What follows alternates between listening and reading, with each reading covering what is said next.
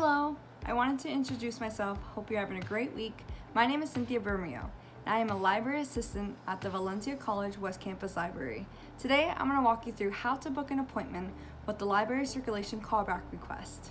Hello, so you can access the link in our bio on our Instagram. You will click on West Campus Library Research Consultations. Once you're there, you're going to select a time that works best with you. Please add your details, add your first name, last name, your email address, and your phone number. Please make sure to be using your Atlas email. As you scroll down, please provide your Valencia VID and state the reasoning for your call. For this student who's calling, they're calling about a library hold on their account.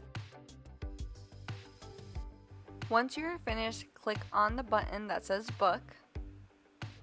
And once you're there, you get an email confirmation with the details provided. You'll also be refreshed to this place that lets you know the date and time and what assistant will be assisting you on today's call.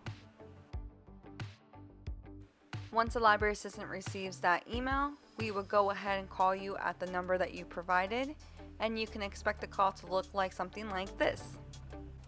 Hi, thank you for booking your appointment with the library circulation callback request. My name is Cynthia. I'm a library assistant and I will be assisting you with your request today.